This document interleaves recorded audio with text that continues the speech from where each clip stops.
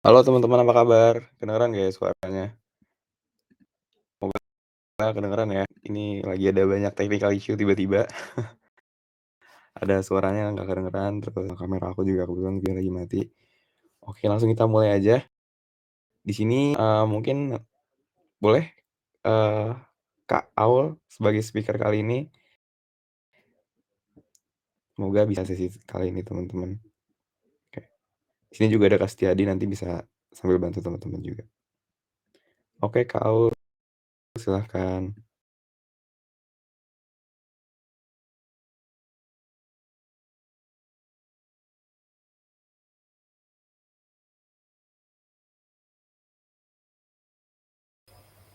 Halo, suaraku kedengeran nggak ya?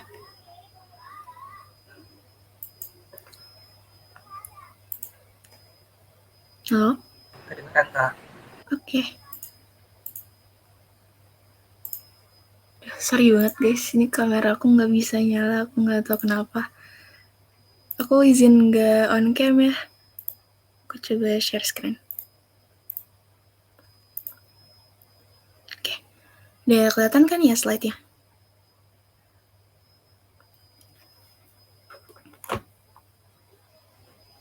Oke. Selamat malam teman-teman semuanya. Perkenalkan, nama aku Nurizkita Aulia Hanifah. Aku biasa dipanggil Aulia dari TPL Angkatan 59. Dan di sini aku dari core team Product Development dan UX Design Google Developer Group on campus IPB University.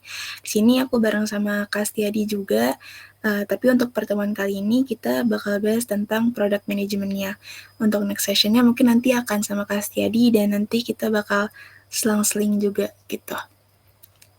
Sebelumnya mungkin kenalan dulu kali ya. Aku sebelumnya mungkin pengalaman relatednya aku sempat ikut di 180 DC Consulting sebagai marketing associate, terus juga setelahnya aku lebih sering ikut lomba business plan sih di bidang IT juga. Terus terakhir kali itu ikut Gemastik bisnis TIK.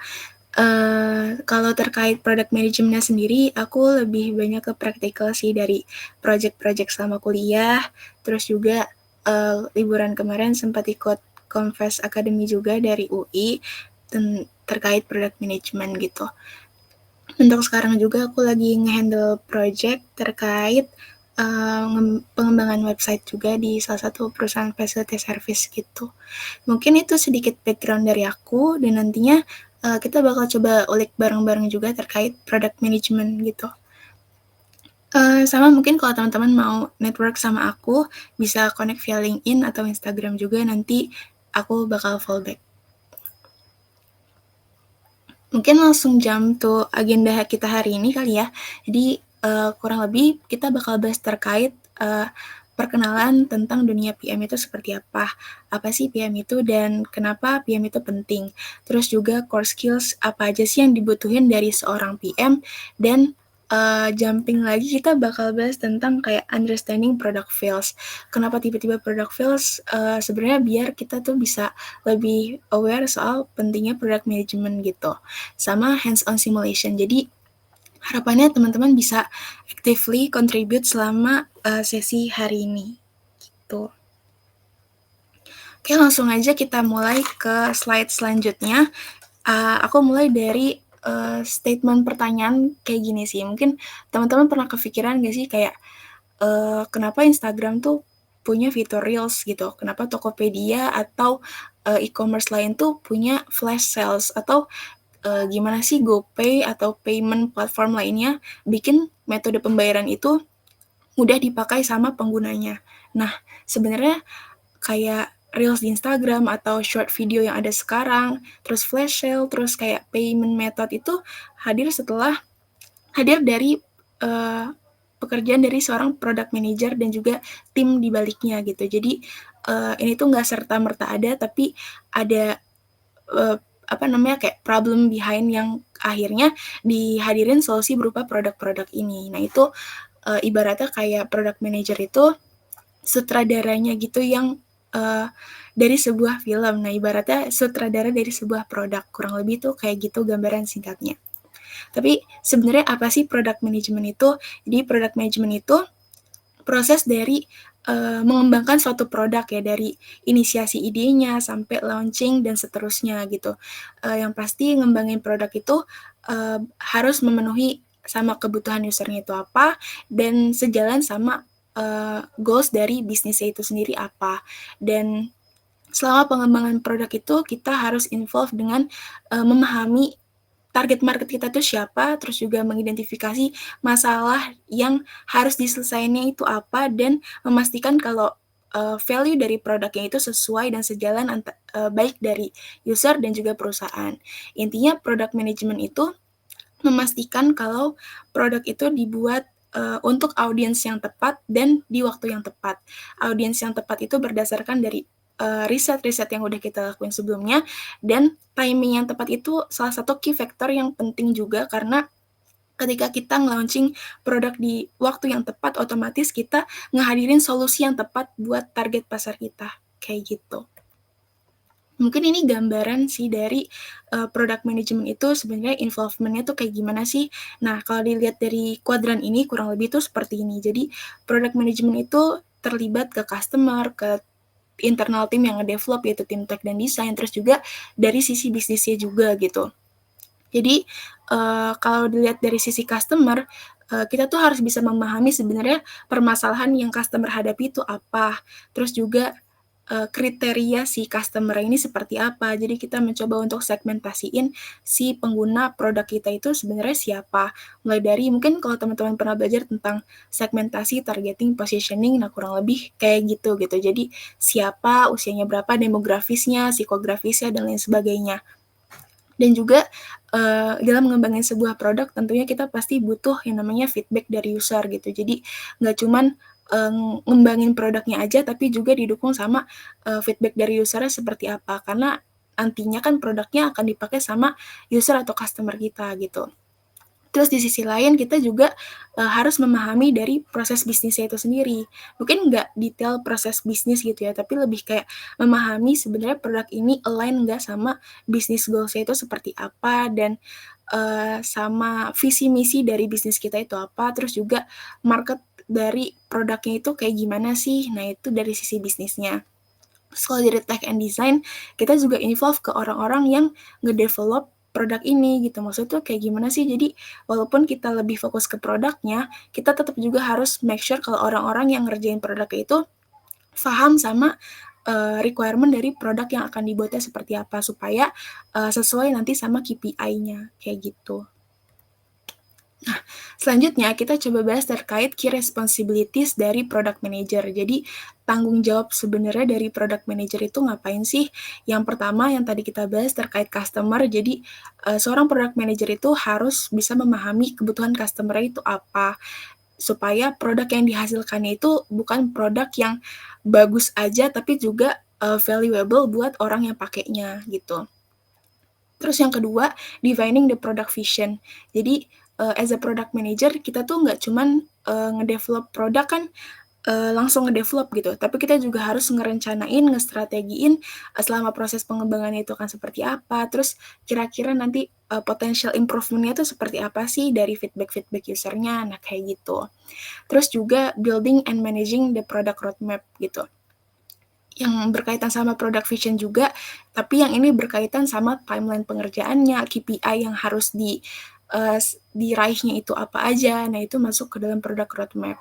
Terus setelah itu juga ada bridging communication, karena sesuai sama yang sebelumnya juga, kalau kita tuh involve dan overseeing ke beberapa stakeholder kayak customer, terus juga tim behind-nya sama bisnisnya juga, kita jadi seseorang yang bisa mampu untuk mendengarkan dan juga menerima feedback dari banyak pihak gitu, dan bisa mengkomunikasikan kebutuhan antar pihak itu dengan baik.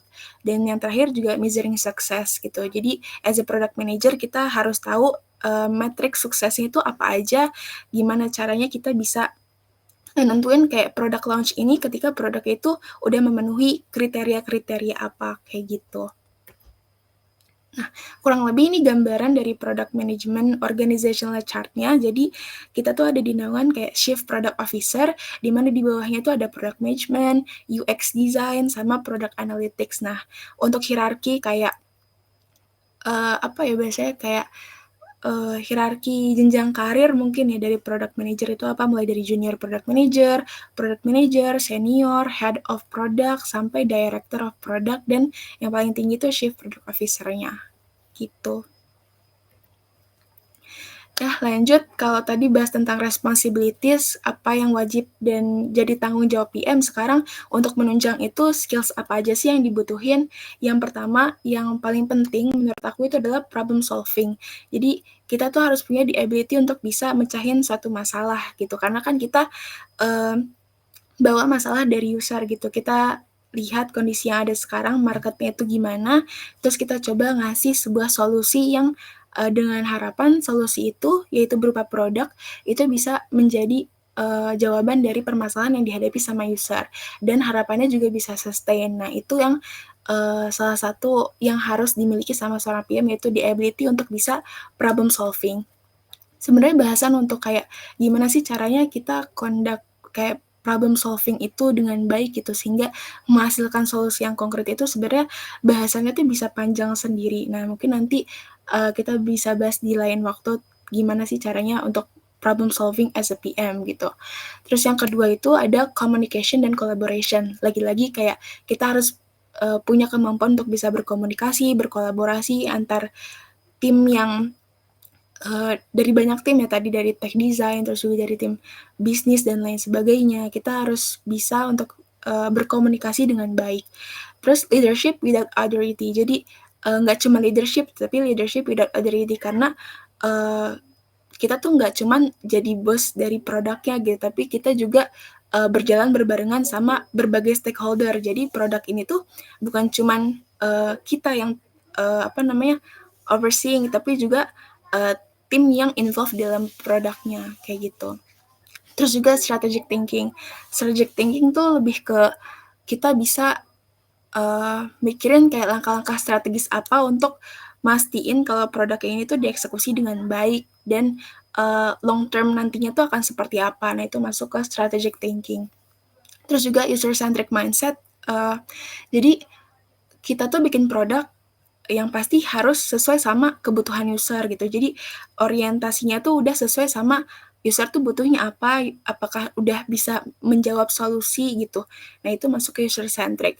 Terus juga data driven decision making, karena kita sebagai salah satu leader di dalam kita sebagai leader gitu di pengembangan produk ini. Jadi kita tuh harus bisa jadi decision maker di situ. Tapi decision maker-nya juga kita nggak bisa berdasarkan feeling kita doang gitu. Kita juga harus didukung berdasarkan data dan matrix-matrix lainnya supaya solusi atau keputusan yang kita hasilkan itu tepat gitu.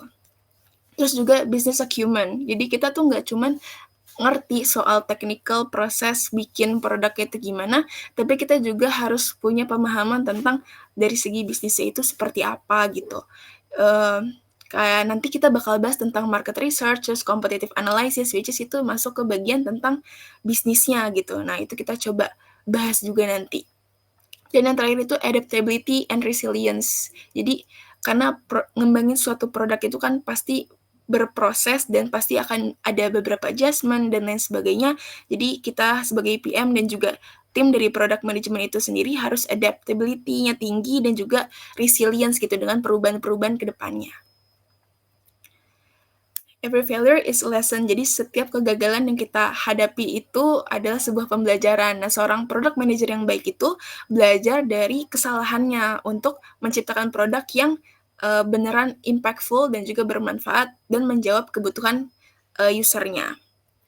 Nah, dari situ kita coba untuk analisis, emang ada ya produk gagal? Nah, ternyata produk yang gagal itu ada gitu, bahkan menurut data, di sini aku lupa untuk cantumin, jadi bahkan menurut data itu ada sekitar 42% produk yang di-develop itu ternyata nggak sesuai sama kebutuhan user ya, jadi user tuh nggak pakai produknya, dan otomatis produknya jadi tercap produk gagal gitu kan. Nah, kenapa sih bisa tercap seperti itu? Nah, salah satu alasannya itu adalah karena nggak sesuai sama kebutuhan pasarnya.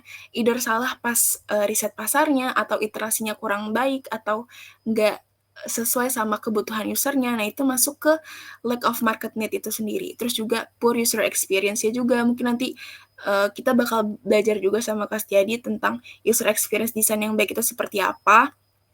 Terus misaligned pricing, kadang, produk yang kita buat itu ternyata, ketika kita udah nentuin pricing-nya segini, ternyata, power of buying dari target user kita tuh nggak segitu, dan itu yang bikin produknya tuh nggak market fit gitu, nggak sesuai sama, apa yang user-nya tuh sebenarnya bisa untuk beli dan butuhin. Terus juga nggak ada pembeda sama produk-produk yang udah ada di pasaran. Misalkan kita, meluncurkan suatu produk yang ternyata kompetitornya tuh udah banyak. Nah, otomatis kita tuh harus punya satu added value yang bikin kita tuh beda sama produk-produk yang udah ada di pasaran dan bikin orang tuh mau untuk pakai produk kita. Nah, sayangnya kalau produk kita nggak punya diferensiasi, itu yang bikin salah satu alasan kenapa produk kita gagal. Terus juga, eksekusi sama strateginya itu tidak dijalankan dengan baik, yang membuat produknya itu mungkin nggak sempurna dan nggak sesuai dengan harapan atau KPI yang udah ditentuin.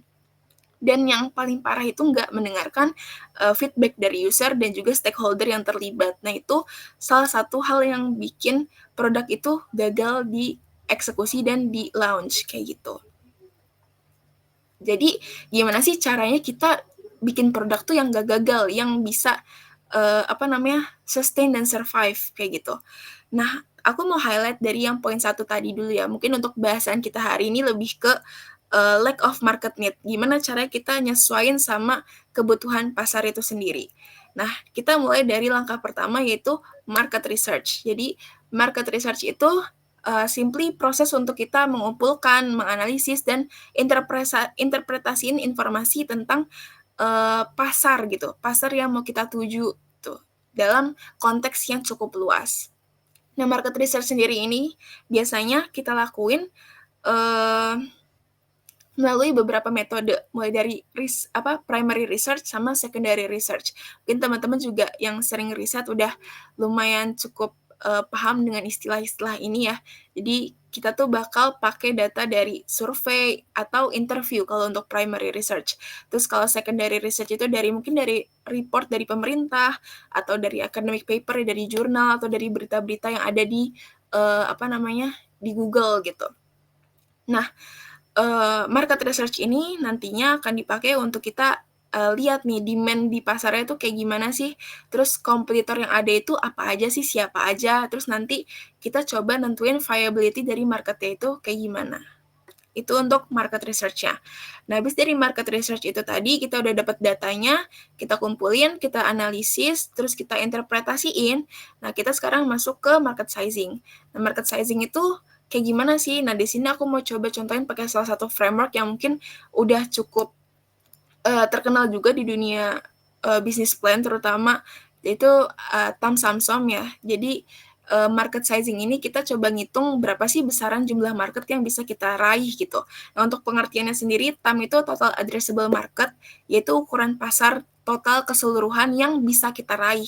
Sementara serviceable available market itu pasar yang bisa kita jangkau produknya. Kalau SOM itu versi yang lebih, kecil lagi dari SAM gitu. Buat, mungkin biar lebih paham lagi, kita coba pakai contoh kali ya. Di sini aku coba contohnya pakai GoFood. Jadi misalkan let's say untuk TAM-nya kita asumsiin ada 50% dari populasi di Indonesia yang pakai GoFood. Itu sekitar 140-150 juta orang, karena jumlah masyarakat Indonesia sekarang tuh udah hampir 280 juta, hampir 300 juta.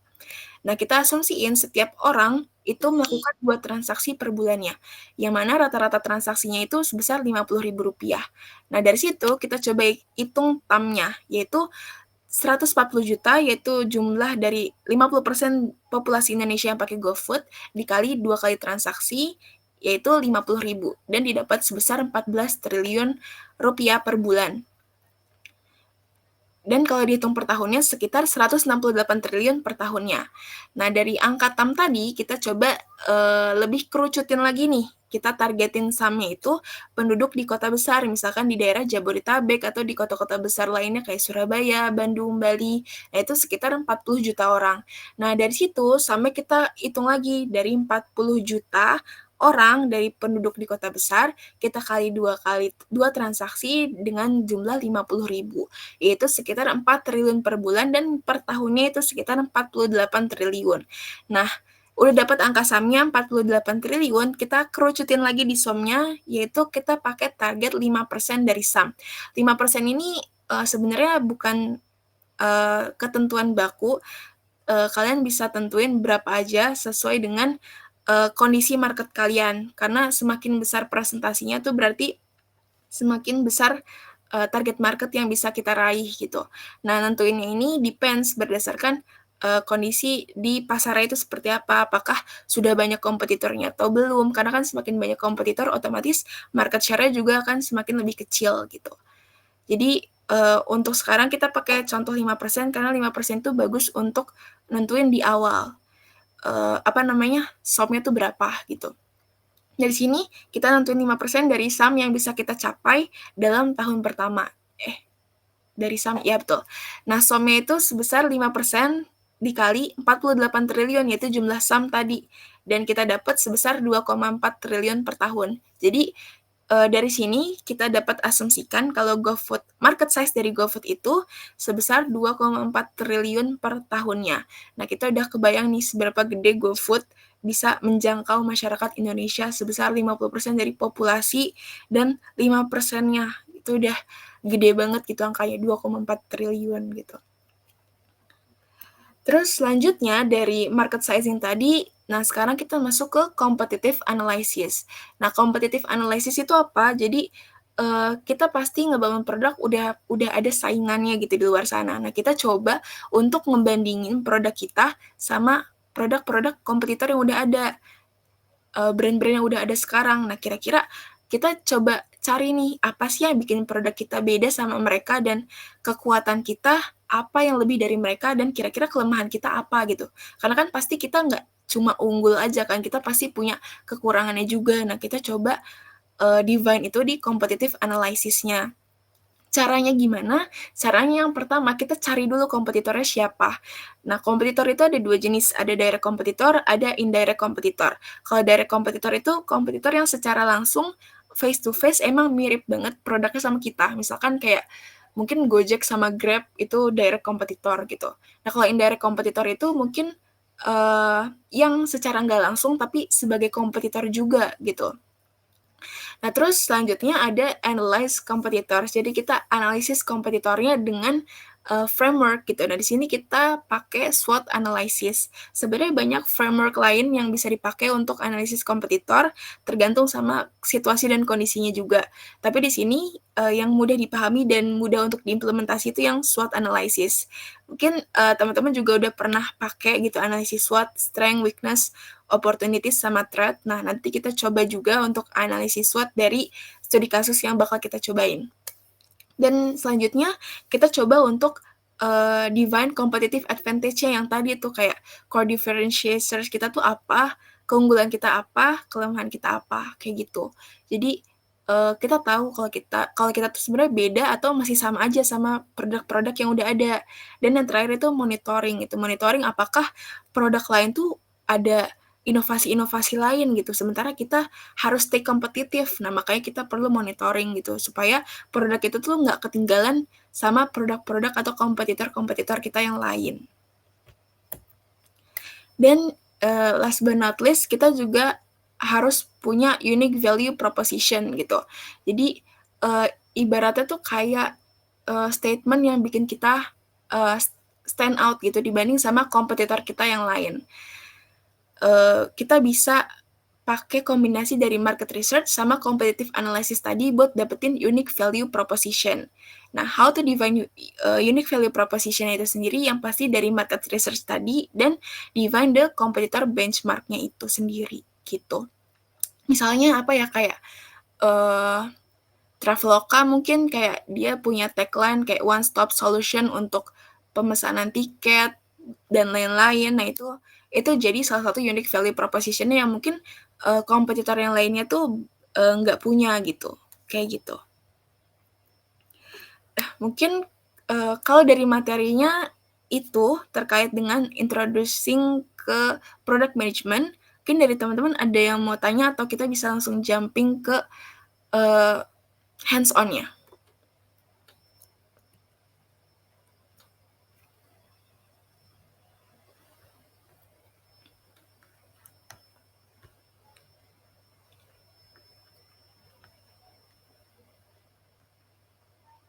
Oke, wait. Oke, kita bisa langsung ke hands on-nya aja ya. Teman-teman bisa akses link-nya di pb.link hands on competitive analysis, nanti bakal langsung ngarah ke FigJam ya. Kalau misalkan ada kendala boleh infoin ke aku aja.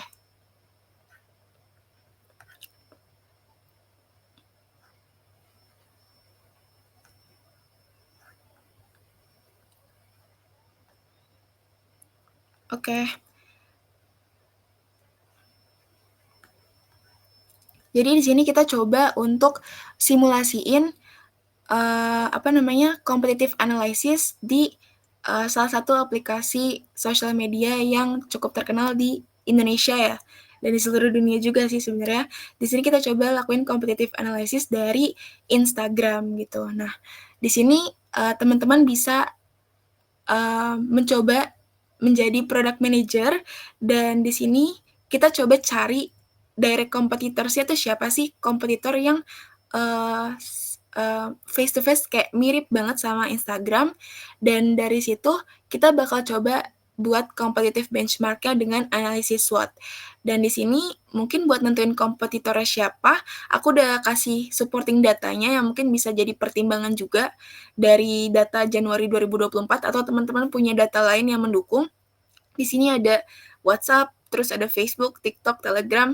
Nah, di sini, buat hands on-nya, teman-teman mau pilih pakai yang mana nih kira-kira? Apakah WhatsApp, atau Facebook, atau TikTok, atau Telegram?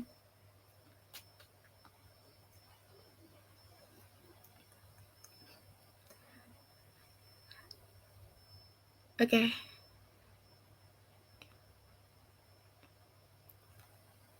Kira-kira kita mau bandingin sama yang mana nih? TikTok kah? Oke. Kita coba TikTok kali ya, karena sama pakai TikTok kan. Mohon maaf Kak, tadi linknya apa Kak? Link-nya bentar aku coba ketikin di chat ya.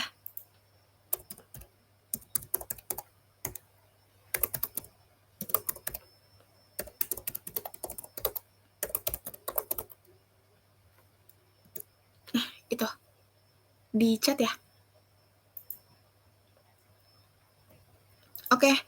Oke, berarti kita bakal pakai si TikTok buat ngelakuin competitive analysis-nya. Boleh ada yang mau nulis gak list kompetitornya TikTok?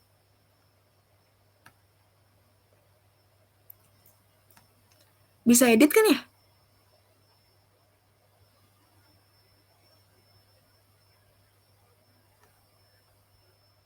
Oke.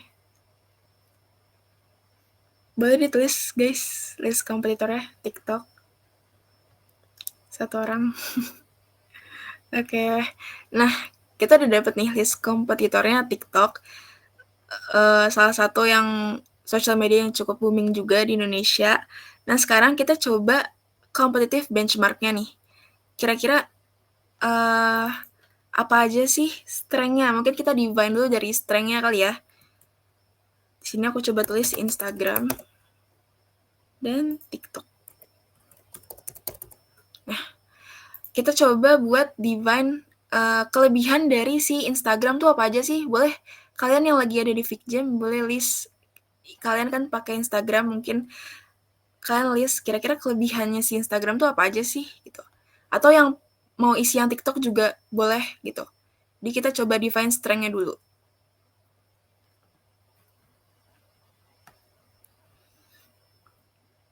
Feature notes. Oh iya. Menarik. Ada yang lain guys? Mungkin dari segi apanya ya?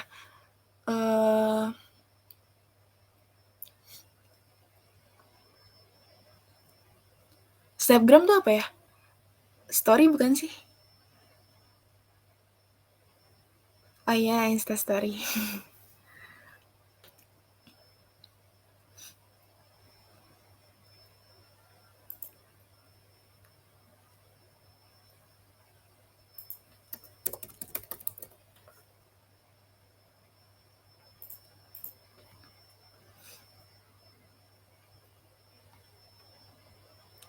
Betul.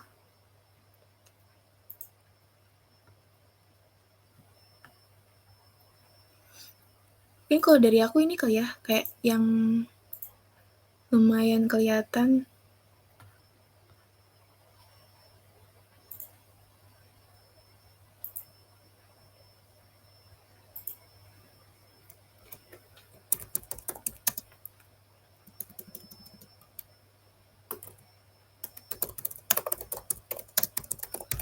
Menurut aku salah satu kelebihan TikTok tuh kita nggak perlu login buat scroll isinya gitu.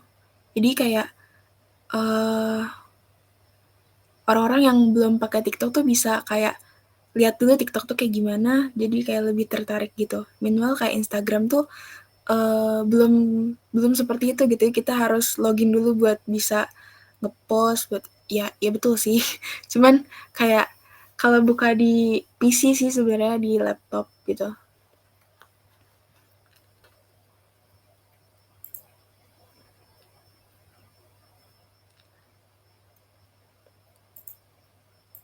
Mungkin dari algoritmanya nggak sih guys TikTok tuh kayak lebih personal gitu dibanding sama Instagram. Kayak FYP yang muncul tuh lebih lebih personalized gitu ketimbang algoritma di Instagram.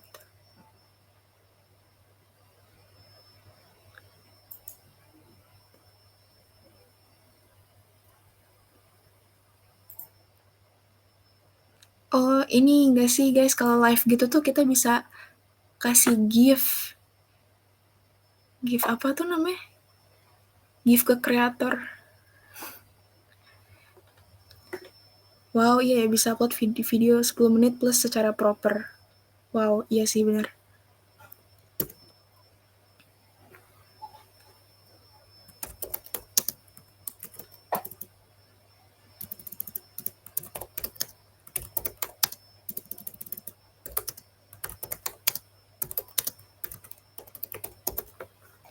Apalagi. Kalau close friend Instagram masuk gak sih?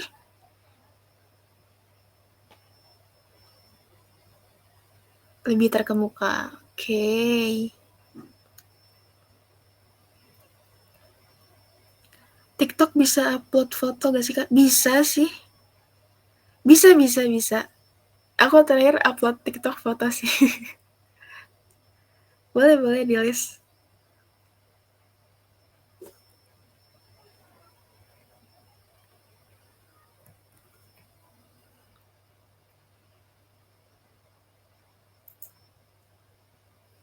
Api TikTok. Bener sih, nggak salah sih.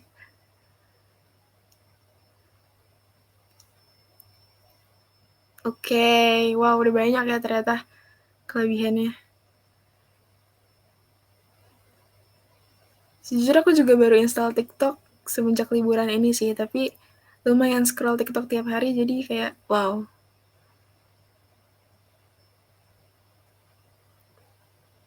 Oh iya, jujur aku baru tahu sih kalau di TikTok tuh komentarnya bisa diiniin. I see.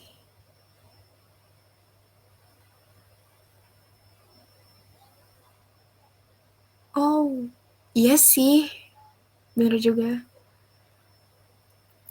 Nah, kira-kira ada lagi nggak nih atau udah cukup? Boleh sambil di list aja.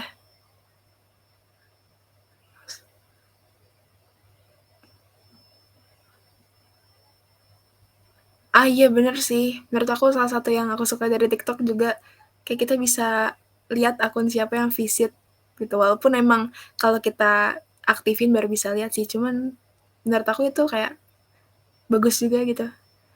Minimal di Instagram tuh kita cuman bisa lihat dari statistik kan.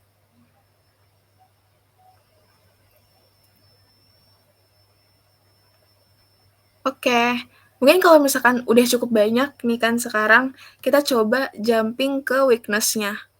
Nah, dari pengalaman teman-teman pakai gitu, menurut teman-teman tuh kelemahan dari Instagram atau TikTok tuh apa sih? Mungkin yang di Instagram punya tapi TikTok gak punya, atau TikTok gak punya, Instagram punya, kayak gitu. Terus sih.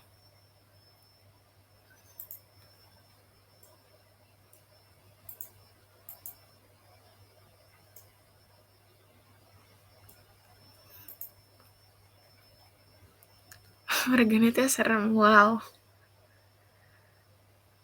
Oke.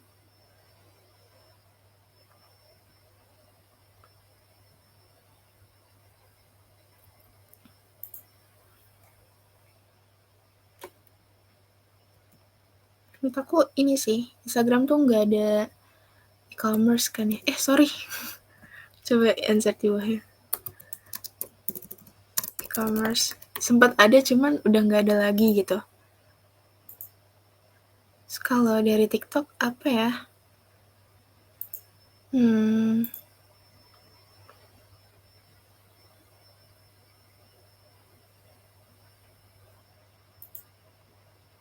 Kalau konten-konten, aku tuh kemarin lihat di TikTok tuh ada kreator yang kayak protes videonya tuh diambil orang gitu. Itu masuk gak sih TikTok? Coba aku list kali ya. Sorry nih siapa yang list? Maaf, aku di bawahnya.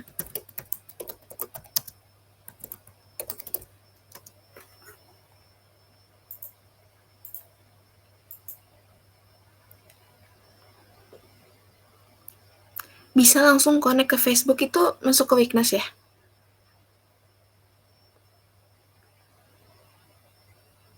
Aku nanya serius. Gak apa, misal kalian merasa itu adalah weakness, it's okay, cantumin aja. Sebenarnya apapun yang kalian tulis di sini tuh, untuk sekarang sih kita coba berdasarkan pengalaman pribadi kita aja sih guys. Misalkan nanti emang kalian beneran ngelakuin kayak competitive analysis atau benchmarking kayak gini, nanti kalian harus ada data proofing-nya gitu, supaya argumen yang kita sampaikan atau argumen yang kita taruh di sini tuh emang berdasarkan sama datanya tuh ada beneran kayak gitu. Tapi kalau sekarang based on experience aja. Jadi feel free kalian mau nulis menurut kalian kayak gimana, cantumin aja. Nyapa, salah, typo, sorry.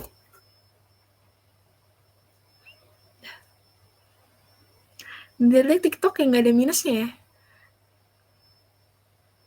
Belum ada weakness-nya lagi. Menurut kalian apa lagi guys? Oh iya, copyright. Kayaknya terwakilkan deh pencurian video. Gak usah. Sorry. Nah, ini kenapa ada lagi? Ini gak bisa hilang loh.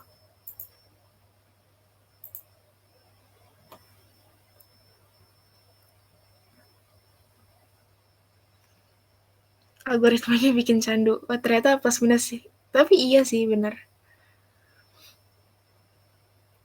Bikin gak mau stop scrolling.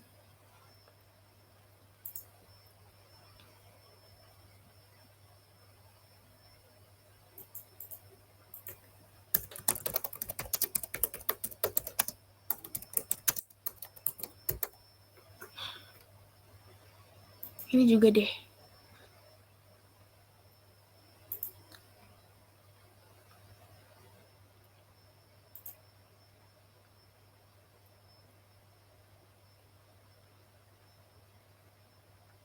Menurut kalian isu privasi itu lebih sering terjadi di Instagram atau di TikTok?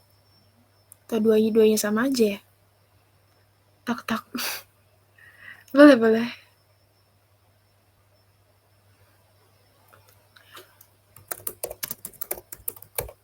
Isu privasi. Oke.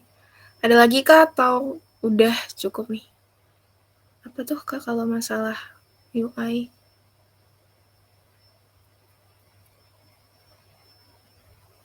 Boleh sih, misal kalian ngerasa kalau UI-nya itu kayaknya bisa di-improve lagi deh, itu boleh juga sih masuk ke weakness.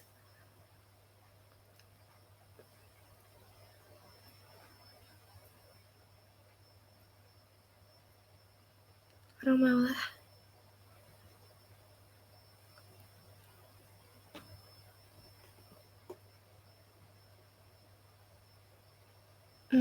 I see. Sejujurnya aku setuju sih sama itu, kayak Instagram mulai ngikut arusnya TikTok, ada video reels. Tapi mungkin jadi kayak kalian bisa coba cari-cari juga sih guys, kayak menurut kalian uh, apakah itu salah satu caranya Instagram biar survive gitu, atau justru Instagram ikut-ngikutin TikTok gitu.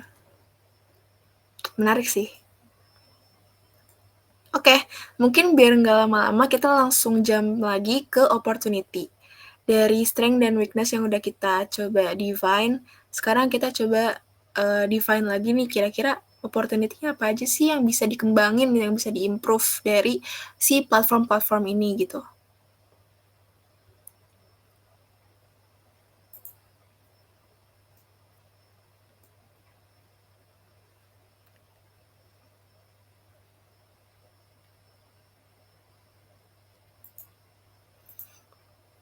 Apa ya?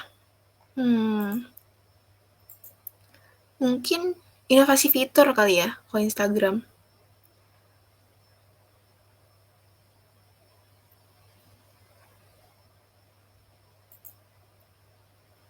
Bisnis ya. Bisnis itu berarti di kayak jual beli di dalam platform gitu ya. Wow.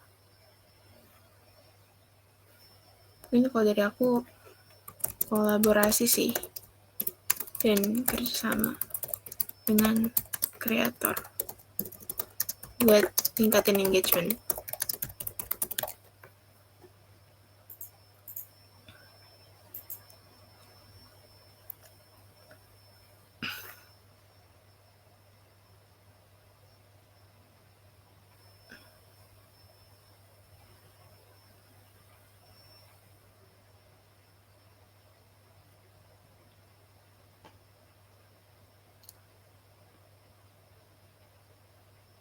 Bener sih, kurang lebih dua-duanya sama.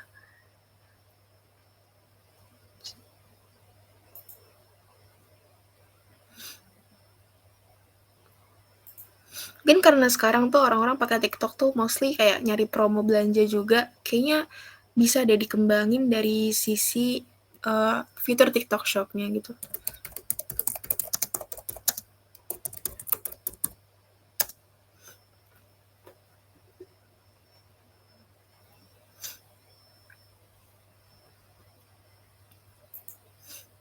Toko online seperti TikTok dan Tokopedia. Wah, benar sih.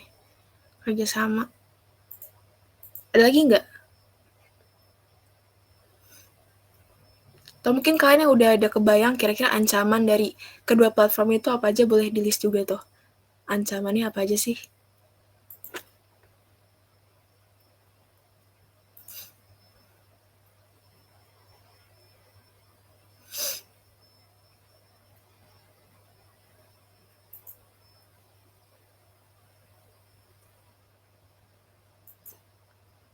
Coba betul mungkin thread Instagram ini kali ya. Karena dia tuh rada-rada FOMO juga kan. Muncul aplikasi serupa. Gak tahu mungkin nanti bakal ada aplikasi yang menyaingi TikTok, Instagram, we never know.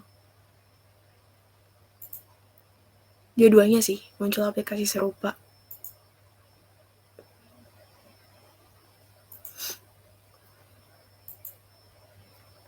Hoax, iya lagi. Jenuh sih sama iklan.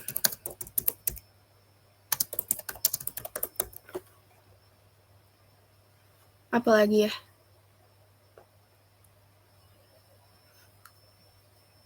Kira-kira ancamannya apa lagi sih guys?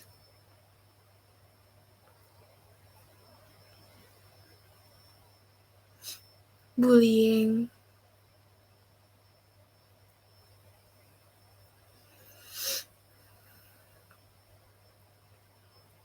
Ben.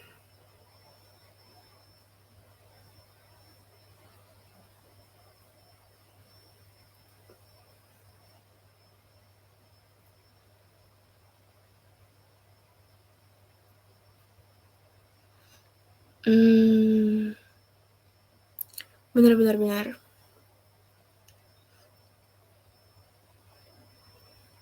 Oke.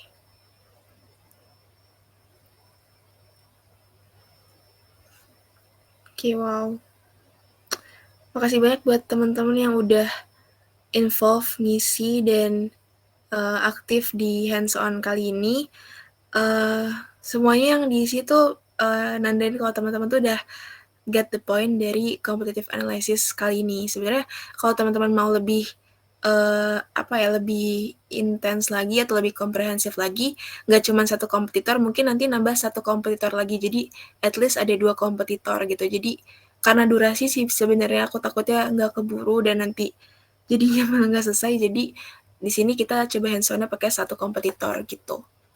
Dan dari sini aku lihat teman-teman udah mulai dapat poin kayak gimana cara buat ngelakuin competitive benchmark dan analysis. Yang pastinya jangan lupa untuk didukung sama data dan datanya harus valid gitu sesuai sama kondisi yang ada sekarang kayak gitu. Mungkin nanti ke depannya teman-teman bisa juga nyantumin proposal improvement-nya atau kayak kira-kira saran dari teman-teman yang bisa di-improve dari si Instagram ini tuh apa sih? Mungkin dari sisi user experience-nya, atau pengembangan fiturnya, terus dari monetisasinya mungkin, atau dari marketing and growth, atau poin-poin lainnya yang teman-teman bisa cantumin juga di sini gitu. Teman-teman bisa pakai playground ini buat ngulik lagi tentang competitive analysis gitu. Beberapa poin ini kayak user experience, monetisasi, sama marketing and growth ini contoh aja sih sebenarnya. Karena menurut aku 3 poin ini tuh bisa banget diimprove sama si Instagram ketika kita nge-benchmark sama aplikasi lainnya gitu. Gitu sih kalau dari aku buat materi kita hari ini. Makasih banyak buat teman-teman yang udah involve, yang masih mau isi boleh diisi lagi, ditambah-tambahin lagi, atau mau coba ngelakuin analisis kompetitor sendiri nih dari platform lain, misalkan dari Telegram kah. Tapi sebenarnya Telegram tuh lebih cocok di analisis kompetitor sama WhatsApp gak sih gitu. Mungkin teman-teman bisa coba sendiri gitu buat memperdalam pemahaman teman-teman. Gitu sih kalau dari aku. Karena udah 1 jam juga, 5 menit lagi sih. Mungkin kalau dari aku sih itu, semoga apa yang aku sampaikan hari ini terkait dengan introduction ke product management, terus juga sedikit materi tentang competitive analysis bisa bermanfaat buat kita semua gitu.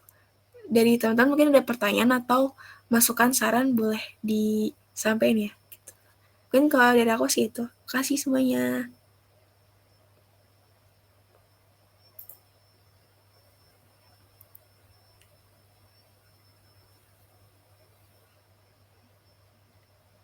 Dari teman-teman ada yang mau nanya nggak? Atau mau discuss mungkin?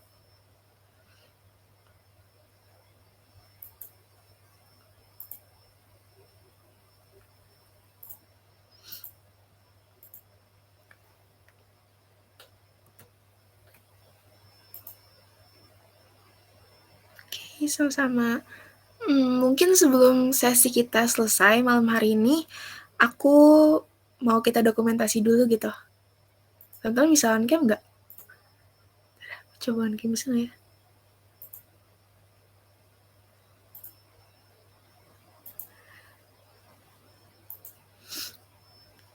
Wait ya guys, aku coba reload dulu.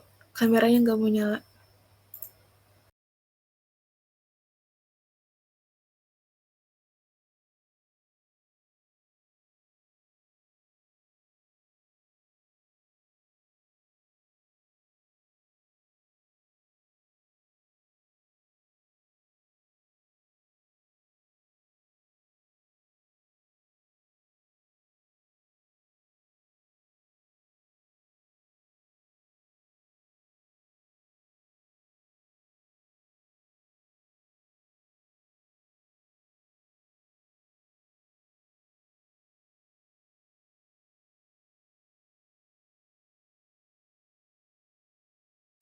Maaf ya guys, lupa.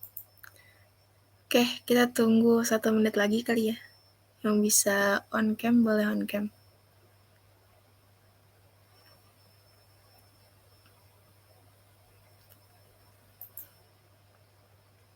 Oke, aku langsung ini aja kali ya.